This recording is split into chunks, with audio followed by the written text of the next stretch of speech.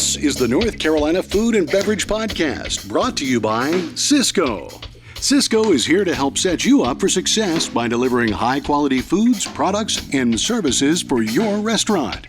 Recording live to digital from the NC F&B studios in downtown Raleigh. Join us as we lead you into the kitchen, inside the bottle, and into the minds of the food and beverage industry. And now, paying the busboy to finish their side work, it's Max Trujillo and Matthew Weiss. Hello, and thank you for listening to the North Carolina Food and Beverage Podcast. I am your co-host, Max Trujillo. And I am your co-host, Matthew Weiss. And today on the podcast, local agriculture or aquaculture meets technology in the local Catch app. And here to tell us all about it is the founder, Mr. Landon Hill. What is up, guys? I appreciate y'all having me. Yeah, man. Welcome to the podcast. Welcome to a podcast in general, right? Yep, first one. First time, we'll be gentle. Pop your podcast cherry. Oh, keep it clean, Matt. It's clean. Talking fruits. Yep. Talking fruits of the sea. What is the fruit of the sea, by the way? I don't know about the fruit of the sea, but I have heard a couple things what is considered the chicken of the sea. And that is a couple things. I guess it depends on who you ask. I'm not going to start naming stuff and Jessica Simpson get some emails. Yeah, it's chicken. It's tuna. It's chicken of the sea. No, chicken of the sea is tuna, right? Yeah. Chicken of the sea is tuna. Tuna, yeah. Right? I've heard it tuna before. Yeah. Isn't like the fruit of the sea the loup de mer fish or something like that? I don't know. Something like that. But I thought the fruit of the sea was shrimp. I thought shrimp was the fruit of the sea. I've heard that. I haven't heard it too often, but definitely something. All right. Well, we'll put it on the poll. Everybody is going to be so upset that they don't know what that is. Let's figure it out. Anyways, the fruit of the sea. Let's get on with it. So, as Matt said in the intro, you are the founders. You're doing technology meets, as we were saying before we got on mics, one of the most ancient things of all time, fishing, and you connected those two things together. Just give us a very rough explanation as to what the local Catch app does. Yeah, so definitely fishing has been around for, decades, hundreds of years. But the industry kind of is like operated the same way. People go out, they catch stuff, they come back and sell it. So I knew with what we have at our fingertips now, all the technology, all the software and stuff, that there's multiple proven business models that can be applied to this industry. One being smartphones and apps and how everyone's on them constantly, having a way or a marketplace where licensed dealers, owners and chefs of restaurants, or the everyday person walking up and down can have access to fresh local seafood or be able to request stuff for a future date. And started doing some research. Nothing was out there, so I hit the whiteboard and started figuring out how I could get something like actually in my hands, and talked to a couple restaurants, talked to a couple seafood markets and dealers, and they definitely showed a lot of interest in it. So actually put the pen to paper and started reaching out to some app developers, software engineers, and forming a wireframe, and here we are now. So put this in actual practice for me.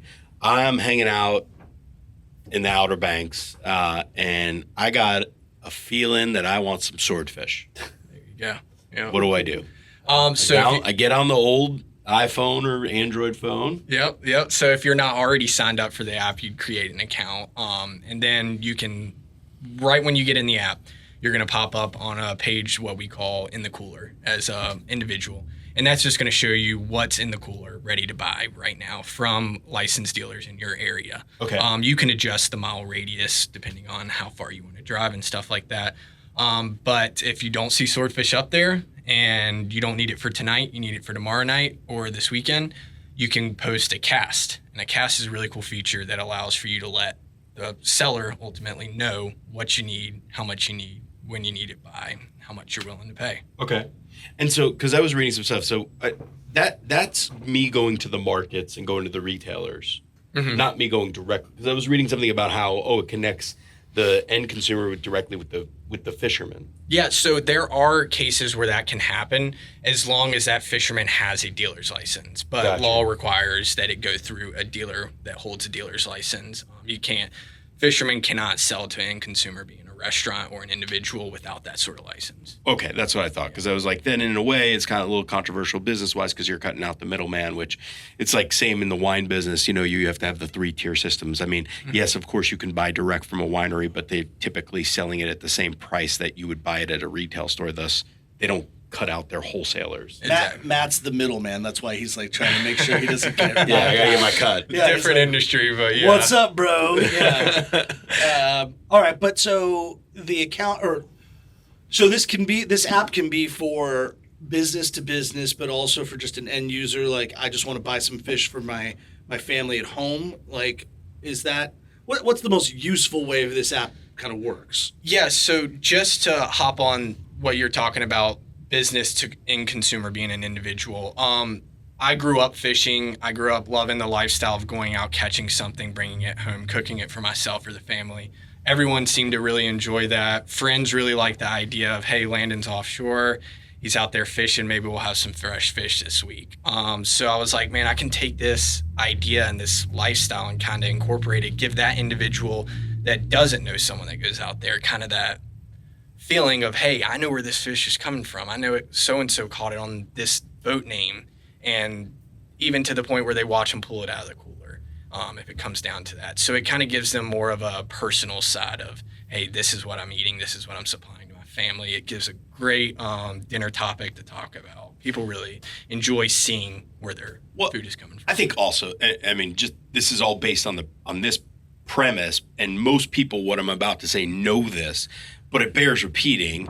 There is nothing that tastes like eating a fresh catch. Oh, I mean, yeah. Most of the fish that we consume, predominantly, if you're not on the coast or you're not a fisherman yourself, is caught by a fisherman, maybe somewhere in the world, not necessarily locally, then packed in ice, frozen, sent to you, thawed out, and then you prepare it. Mm-hmm. Now, fine, a lot of restaurants do this, and that's why chefs are experts, but you don't have to be a great chef to take something out of the sea that you caught that day, salt it, lemon it, throw it on the grill or however you want to cook it, and it's just, there's something about it that is just unbelievably delicious. Oh, yeah. Definitely. Lemon it. I love lemon it is a term. Yeah. Throw some lemon on it. That fish. Lemon it. Lemon it. Lemon it. What would you say? I don't know, squeeze some lemon on it? Just add some citrus to the... Add some citrus. Yeah. Okay, Max. Fancy. But we can lemon it. I like lemoning.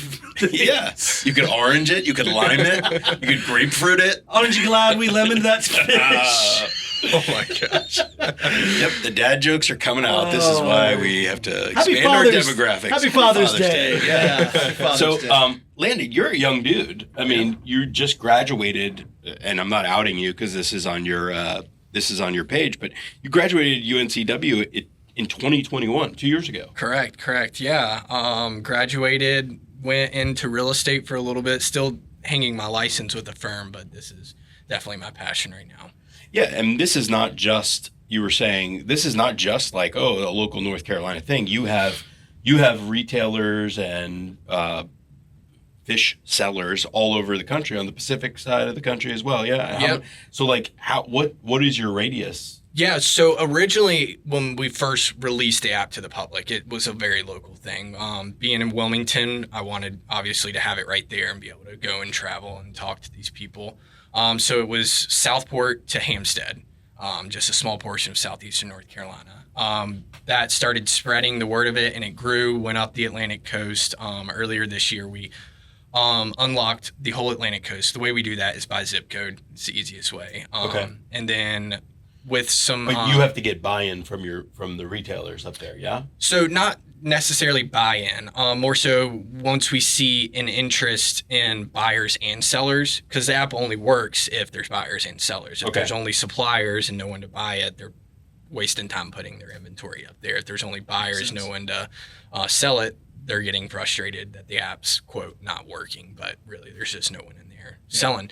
So once we see enough of both, we like to unlock the area. We record all this stuff as people send us emails, Instagram messages, all sorts of stuff, marking that territory saying, hey, it's starting to blow up out here. And we saw that happen on the West Coast. So we were like, hey, I mean, Seattle is a huge seafood like hub out there. So it was bound to happen. And with a couple news articles that reached out there, we started seeing some serious interest and knew that we needed to take advantage of it.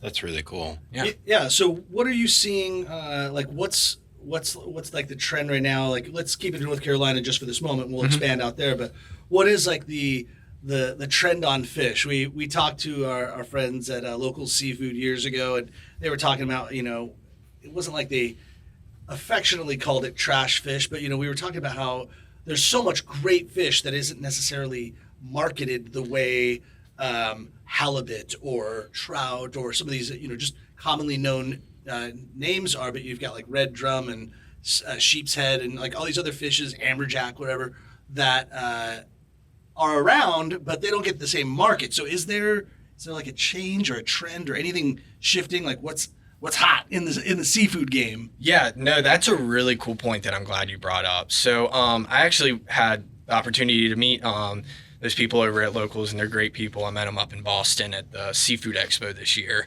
So it was cool to see some North Carolina people all the way up there. That's awesome. But yeah, this has actually been a pretty big topic in North Carolina specifically. A lot of seafood dealers are wanting to get the public knowledgeable of some other types of fish, not the flounder, the shrimp, the oysters that you see everyone constantly requesting or buying, stuff like mullet, for example. Yeah. That's actually a really good fish to eat. I can't get Eric Montagny to stop talking about mullet. Chef Montagny is like, mullet. Yet it's all business up front and back, Eric. Oh, he doesn't walk the walk. I think we've hit the dad jokes quota for the day. Is that Okay. it? Yeah. All right. Awesome. Let's get back to mullet because mullet's like extremely healthy, high protein. Yeah. It's a great fish to consume for like your digestive and just like for your health, right? Definitely, yeah. I mean, all sorts of seafood has a bunch of health benefits, and mullet definitely being one of them. But yeah, so using the app to kind of be a source for people to try different stuff, request stuff, see what is also local to North Carolina and that's commonly caught at different times of the year, and hey, let's give it a try. I know it's local, I know it's fresh, so there's no harm, no foul in doing that. Another thing that we're really wanting to do is partner with some local people and be able to provide kind of just a go-to list for the average person that doesn't know what local fish are harvested in North Carolina. So being in June, going on our website or a spot in our app and saying, hey, this time of year, mahi is a pretty commonly caught fish. I've never had mahi. I'm guessing the majority of people listening to this have probably had mahi. I'm just using it as an example. Sure. But Sure. but yeah, I mean, you never know. Someone could say, hey, I've never had mahi. Let's give it a shot. It seems to be caught. Let's request some for our fish fry this weekend. Well, Yeah. Speaking of a fish fry this weekend, you're talking about local things, and the fish off the coast are certainly sustainable. So speaking of sustainability and local, we're going to pause now for a quick word from our proud title sponsor, Sysco. Yeah. While Sysco is the leader in global food service, we want to highlight their commitment at the local level, doing good right here at home here in North Carolina, where food and beverage professionals live and work. Last year, Sysco put $46 million towards giving back in local communities. They also donated 16 million meals worldwide and $1 million to the nonprofit Feeding America, helping local families in need. Here, where we are in North Carolina, 1 in 6 children faces hunger. So, this is crucial work. Yeah, and Sysco also cares about protecting communities through sustainability, sourcing products responsibly, investing in electric vehicles, so supporting more than like 11,000 growers in their sustainable agricultural program, leading the way not just in food service, but in local responsibility and social responsibility as well. Visit Sysco.com, that's SYSCO.com, to learn more about Sysco's impact on our local community. Sysco, at the heart of food and service. Well, let's take a quick break from the show because we have our friend Lane Mitchell of Carrboro Coffee Roasters on. Lane, hello, where are you? Hi, how you doing? I'm over at Carrboro Coffee Roasters in Chapel Hill. I'm in the roasting area. You see a whole bunch of jute bags full of green coffee behind me, and really happy to be here. That's fantastic. Well, we have Landon Hall of the Local Catch app. Of course, you've been listening along, so you've heard all of his great stuff talking about seafood and connecting to fishermen. And how are we connecting seafood to coffee? That seems like really a challenge. Well, actually, it's really interesting. What you're drinking now and what I was roasting earlier is a coffee from one of our farmer relationships, Juan Francisco Pira, from Finca La Providencia in Sololo, Guatemala. So in addition to being a great coffee farmer, owning 2 farms on Lake Italian, he's also a accomplished sports fisherman. And so he competes in multi-day sports fishing tournaments. He represents National Sports Fishing Association and the Club Nautico in Guatemala, which, as you know, Landon, is the sailfish capital of the world. So that's the connection. We asked him whether or not he loves fishing or he loves coffee most, and I think he loves fishing, but he always tells us he loves coffee. So we love his coffee. It's nice, approachable, chocolate and citrus balance, some sweetness, and if you let it cool down, you'll taste some plum and some cherry in the mix as well.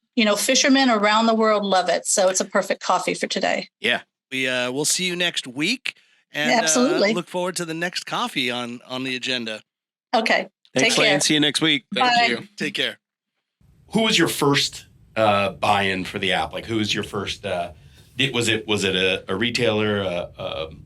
Did your mom download the app? I mean, Definitely friends and family were the first ones up there. As soon as I gave them the green light that it was in the app store, they were on it. but you had to have people selling the fish, right? So that the app would be live and there would be like a marketplace on it. Yeah, definitely. We've had a bunch of seafood markets in Wilmington that knew that it was coming, stuff that I did a lot of my research and development forming the app from these people, and some restaurants and stuff like that have shown great support and have been there from day one. So, yeah. This reminds me, Max, of one of our first ever sponsor, the Curate app. The Curate app, yeah. Which Steve Mangano, who's now building the skate park in Raleigh. And driving in from North Raleigh to downtown this morning, I looked over and I saw all fresh pavement in the spot where they're putting it. Skate Raleigh. It's just there, like if you're on Capitol going into downtown, you look to the right. I would say it's actually kind of like below where Aja is going to be, with Chidi Kumar's new restaurant. Yeah. And so... future guest coming up in a few weeks. Come up and hear Chidi's story in August. I think that's when we're going to be recording with her. But I just saw the skate park, like a couple ramps being put in and all that. And that's, this has nothing to do with food. It's more about community. But that's Steve Mangano's a cool dude, and he does things like that. So what he did, kind of similar to what you're doing. And by the way, you don't only have to hear Chidi on the show. You could watch her or watch this episode on YouTube. You should, check us out on YouTube. Max is over there busy working the cameras, producing and hosting the show all at the same time. But really making this look good. And also, little known fact, Landon, I don't know if you do this for any like VIP subscribers or something like that, but you don't even have to be a VIP. If you watch us on YouTube, you get the show a day early. It actually comes out on Wednesday. Oh my God. All right. No, but Steve Mangano did this Curate app. And so the idea there was kind of by zip code. And if you're traveling and you're like, I don't want to eat at the local, fast food or I don't want to eat the chain stores or the fast food stores. And you could look at by zip code on what other chefs were saying about the area, like what was good to eat in. And they were curating a list of local places to eat. So it was based on zip code, which you're kind of doing. No, yeah, you're definitely spot on there. The fishermen and the seafood dealers are the experts. And aside from them already having their good connections from dealer to fisherman, this is another platform for them to use to keep boosting their inventory, keep bringing in fresh stuff. I know it's really hard to keep every shelf in their store stocked with fresh local stuff. And that's not what we're trying to do. We know that that's nearly impossible. But another platform to increase that, to connect them with the commercial fishermen down the road that they didn't know about. Yeah. So any way that we can help with that is kind of our focus there. Okay, here's my other question. This one you'll definitely have a good answer for. Well, I hope. I think everybody wonders this. How do you, Landon Hill, generate income from an app? Oh, yeah. Okay. So I'm generating no income right now. Really? I mean, I saw you drove up in your Rolls Royce and man. the Rolex on your wrist. Oh, yeah. Yeah. Yep. Yep. No. That's from all of his Bitcoin. I would I wish. Golly. No. So no revenue right now. We're 2 years in, like I had mentioned earlier, and I'm just still trying to show the public that this is a reliable option for obtaining fresh local seafood or selling fresh local seafood, and sourcing new buyers, sourcing new suppliers. Until we can do that and we get valuable feedback of what the people in this industry value this at, what they would pay for a service like that, they won't see anything come out of their pocket by using us. Okay, so you're not taking a cut of sales or whatever. So would this be more like sponsor based, I guess, like or membership, like Netflix style? Like that's the hope, is that somebody would kind of like sign up for it monthly. You get access to things like I guess, how would you create more of that revenue generator? Yeah, so we've tossed around both ideas, whether it be a service fee or a subscription. Both are still on the whiteboard, but until we can collect more data from these people actually using the app and seeing how it affects their business, positive or negative. Obviously, we hope it's positive. We're not taking one direction. Subscription would be kind of more the basic approach. We don't have to incorporate any sort of payment platform into the app for a buyer to pay seller and then get our cut that way. Whereas subscription, to access the app, they have to have a card on file. And wait, so as of now, there's no transactions happening. It's just finding out where the product is. So there are transactions happening in the app right now, but what you can do, whether you make a post or you see a post, you can see what type of payment they are willing to do, whether it's third-party app, cash, Venmo, debit, credit. Buyer cannot pay seller through our app at the moment. I see. Okay. Yep. Got it. Yeah. So this, another episode that we did years ago, we went out crabbing and we went out to the Outer Banks and Bill Hartley and James Clark really took us to And Sergio Falco's Vigne. Yeah, Serge Falco's Vigne, who's now up in. Is he back at Standard Food or back? He has his own restaurant in Wake Forest now. Yeah, Bodega in Wake Forest. Okay. Where I believe Kyle Fletcher, my old chef at Y Hill, is there too. What's up, Kyle? Oh, I think. I don't know. People move around so often now. Well, what's up, Kyle? Well, mazel tov to Kyle and Caitlin, who just celebrated. Another beautiful human in this world. Yeah. But it is that fucking special. Oh, thank you, Anthony. Yeah, thank you. Just has to get in on every episode. Time. What we learned, and not like, but the plight of the fisherman, right? And it sounds to me like this is really because of your fishing background helping that cause. Like what we learned, and I don't remember the entire specifics of it, but a fisherman or a fisher person or boat can only take in so much, I think it's regulated by pounds of fish per week, per month, per year. And they're heavily regulated about how much they can fish an area. So their potential revenue and income is really affected. Mm-hmm, definitely. Yeah. So I'm guessing this helps them by making sure that, one, they're already making sure that at least from what they can fish, they're already making sure they sell it. Was there any part of that was built into your thinking or development of this app? Definitely. So that definitely ties up with the sustainability side that we're trying to address here. And commercial fishermen are limited to what they can catch by their permits and their license. So if we are able to help the commercial fisherman before he even leaves the dock know, hey, I'm in the app right now and I see a request from seafood market down the street needing 500 pounds of blackfin tuna. Mm-hmm. I know where the blackfin tuna are.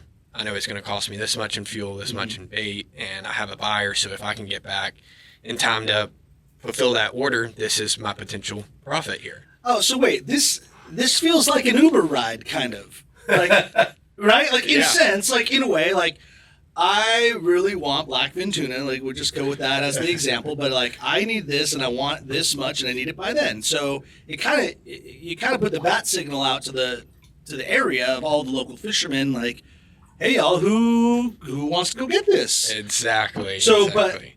but my question though is, if that is the case, just like in Uber, if Matt's driving his little electric vehicle around and being cool and bumping his beats and all that, and then decides to take my ride, once he's initiated the ride, then that's it. Like, I'm his guy, or he's my guy. So is it the same for the fisherman? Like, if that fisherman says, I got dibs on the 50 pounds of blackfin tuna, do they claim it, and then like now it's their responsibility to get it and no one else can? That's a great question, and that took a while to figure out because it's fishing, not catching, as everyone's heard. It's not guaranteed to go out there and fulfill an order that you see. So I was like, man, I can't sit here and tell someone making a request that the first person to come along that sees it is going to fulfill their order. So I came up with this idea that we call a bite. So a commercial fisherman scrolling through the app and he sees this 500 pounds of blackfin tuna. If he likes the terms of it, the price, the payment method, pickup, delivery, all that stuff that you can get specific with whenever you're in the app, he can hit bite. And what that does is his profile picture pops up on that post, and it lets not only the person that made the post know how many people are doing it, but it lets other commercial fishermen know how many are out there actively trying to fulfill that order. So if it's got 10 logos on it and a commercial fisherman sees it, he's like, hey, I'm a little late to this party. I might not be able to fulfill this order. Yeah. But if he did want to take that risk and go out there and he gets back, gets self-service, and he's like, oh, this order got fulfilled. I got 500 pounds of blackfin tuna. He can create it in the cooler, which means he's allowed to sit there, take a photo, tell what he has, how much he has, post it, and it goes to all the dealers in his area. Right on. Yeah, I like that. Now, I was even thinking, you tell me if this is part of it as well. It's like, instead of maybe just going with what the community is saying you're going to do, I mean, you're a fisherman, so like, what do? You fish. You get out there, you fish. Do you, and pardon me to any fishermen that are like, this idiot doesn't know what he's talking about, but isn't there a realm where... Don't worry, they're not listening. What are you talking about? I challenge that. I bet there are fishermen listening. So, see, you just texted me right now. John the fisherman, thank you. If I just go out on the ocean, on the Outer Banks or so, or I'm just out there off the coast of Wilmington in my boat because I fish, is it also just kind of like in the cooler idea, like I'm just going to go out and fish and I'm going to catch what I catch, and then as I'm trolling back in, it's going to take me a little while, maybe like take me an hour to get back to shore or whatever. During that time, I can also kind of evaluate what my inventory looks like, put it in the app, get it all set, and be like, hey, folks, I'll be hitting shore in like 20 minutes, and I've got X amount of this, X amount of that, X amount of this. So like almost just kind of like it's a digital market telling people like, this is what I got this morning. Yeah, definitely. And so it comes down to the buyers keeping eyes on the app and stuff like that. So the more you look at it, the more you're going to see his posts come in and the fresher and stuff like that. So, but also it sounds like if you're a restaurateur and you're Eric Montagny or you're Chidi Kumar and you're like, hey, I want to run a mullet special this weekend. I need 200 pounds of mullet. Yep. They can put that out and say, and I want it, and maybe they know a specific area they want it. Like I want it coming from X, Y, and Z. Now, then how does that work with delivery, right? Like if I'm getting mullet off the coast in the Outer Banks and I'm a restaurant in Raleigh, then do I need a workout delivery too, or is that part of the app as well? In some ways that's coordinating delivery? So we would love to be able to figure out delivery through the app where the logistics of it are figured out that way. You know, that's where all the money in this country is, right? Yeah. The Teamsters and delivery and trucking. Yeah. It's definitely, and with it being food, specifically seafood, we want to make sure it's done right. We don't want like some weird company partnering with us bringing stuff that has melted ice and a really bad fishy smell when it shows up to a restaurant. So we're still figuring that out. But right now we have the option to specify pickup or delivery. A lot of the seafood markets do have delivery trucks. So if they're open to it, they can put pickup or delivery or just pickup if they don't have trucks and don't want to have to deal with it. But if I'm a restaurant, If you're a restaurant, a lot of those people that the restaurants connect with are more on the larger wholesale type stuff, and a lot of those companies do have delivery trucks. So the app has a messaging like part of it, so you can direct message each other and get real nitty gritty with specifics other than, hey, they said that they're willing to deliver.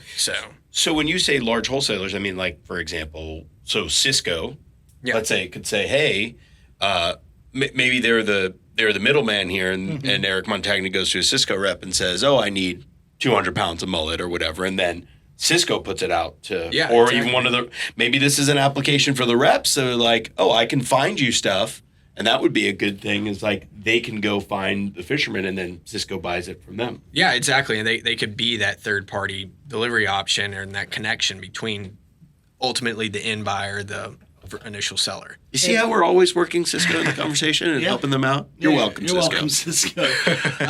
Well, and so is there like a social media aspect of it? Like, can I follow John the fisherman? Can I follow Carla the fisher lady? Like, can I follow like particular people because I really like the way they fish? I like what they source and kind of keep tabs on them specifically. Yeah, so you can like a specific business or individual being a commercial fisherman or everyday person, anyone in the app, you can like their profile. And in your settings and stuff, you can get, hey, I want to receive notifications anytime they make a post, stuff like that.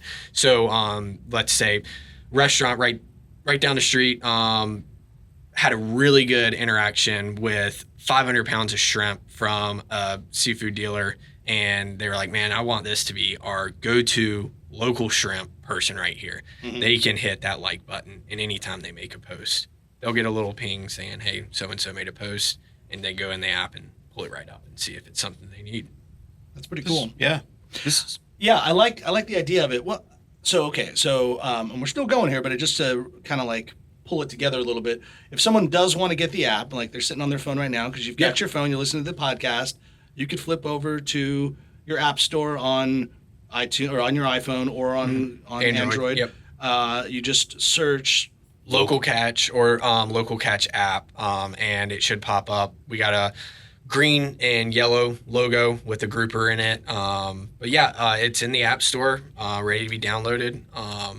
Also visit us on our website, localcatch.app, and there's a direct link to the App Store also through there. But I am curious. So like, obviously, you're a coastal guy. Like it seems like family wise, like growing up, seafood and fishing and all that. That's like part of your soul. Am I wrong in saying that? You're not wrong, but I didn't grow up from like the heavy commercial fishing background. My dad wasn't a commercial fisher. My grandfather wasn't a commercial fisherman. I actually grew up in Greenville, North Carolina, and attended UNCW right out of high school, and knew I wanted to be on the coast all my life. I spent a lot of my time in Ocean Isle Beach, North Carolina. That's where I fell in love with fishing growing up. Summers down there, I constantly had a rod in my hand. So that only escalated once I actually moved to the coast. I don't know how I got through UNCW, to be honest. But no, and so, I mean, just growing up recreational fishing, that was my passion. And then moving to UNCW, and then the idea actually came about my final semester in business school. It was come up with a data-oriented business concept that would leverage in a coastal community. And I was like, man, if I actually take this serious, I could actually incorporate fishing or something into a real career here. So it's kind of where the idea came about. Yeah, no, this is great. I mean, I love the concept. I love the idea. And like anything, though, now you just got to figure out how to monetize it, right? Exactly, yeah. Learning every day.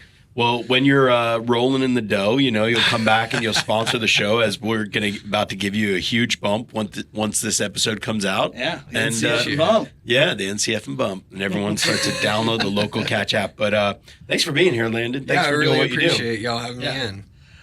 Totally off subject, but in the subject of like helping those that are in the business. Like this is the summer, seafood's happening. Events are happening, parties are happening. We had a friend at Mobile Thrones that helped us out with our toilets. Now, that's definitely not like a really like fancy thing to talk about. And if you've made it this far into the podcast, come on, you love us. That's why you're this deep into it. But when we did Bubbles and Brisket, we had Mobile Thrones, this really cool toilet trailer, restroom trailer, right? And it had multi-stalls in it.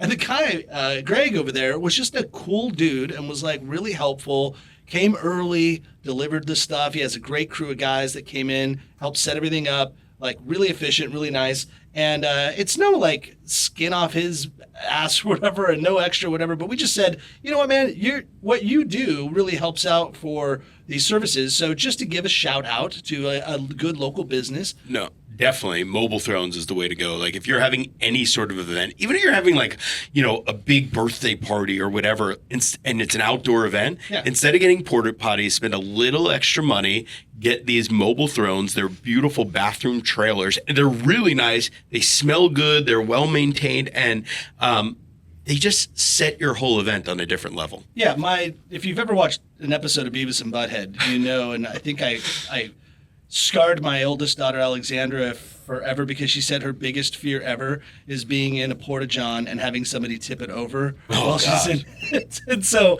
you'd have to be pretty damn strong to tip over a Mobile Throne. This is like... There's your slogan right there. Yeah. Their anchor. He tipped this over. So check them out. But we like giving a little shout out to some good local business before we get out of here. I love the name. Yeah. It's an awesome name for it. Well, for your event, go to Mobile Thrones. But if you're looking for some great seafood and you're hanging out and you're on the coast or you're anywhere really, download the Local Catch app and you will eat extremely merrily. Thanks for listening to the NC F&B podcast. And if you've stuck with us this long, review us on iTunes and remember, 5 stars are encouraged.